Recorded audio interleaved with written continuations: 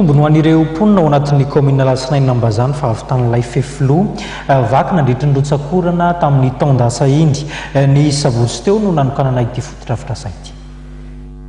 Vita ny fefiloha vaky tao amin'ny fokotany Vatobe sy Fidasino amin'ny commune Lasinaina Ambazaha ao amin'ny faritra Atsimondrano iny ary notokanana nasy apotsy teo. Fefiloha vaky efa tamin'ny volana febroary 2024 izy ity. Ny fikambanana zanaka Atsimondrano izay tarihan'ny Mamy Ratsimisetra no nanao ny asa fanarenana tamin'ny alalan'ny asa tana maro. Mbola tsy hijanona eo moa ny fanamboarana fa isy ny fanatsarana Tsoatsy.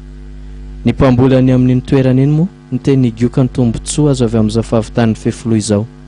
Nisy fefiloha eo amin'ny 7 na 10 metatra gamba vaky tamin'ny andro cyclone izy iny.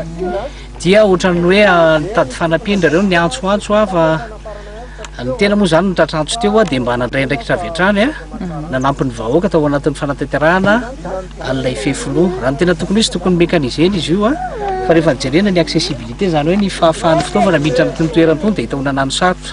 Dia ny fanapahan-kevitra tamin'izay na dia tena naikeo ajanona ilay izy dia hoe marisy po be ary bery-po sy bery-tsaina ny vahoaka taty amin'ny faritra Andolo sy commune Alatsinaina Ambazaha sy Androhibe.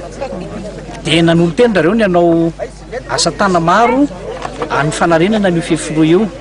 Nanararaotra ihany koa anefa ity fikambana zanaka Atsimondrano ity ny zara body fotsy mafana ho an'ny vehivavy be antitra. Fankalazana ny fetiny reny moa ny faran'ny herinandro teo dia ity fizarana body fotsy ity nentina nanamarika izany.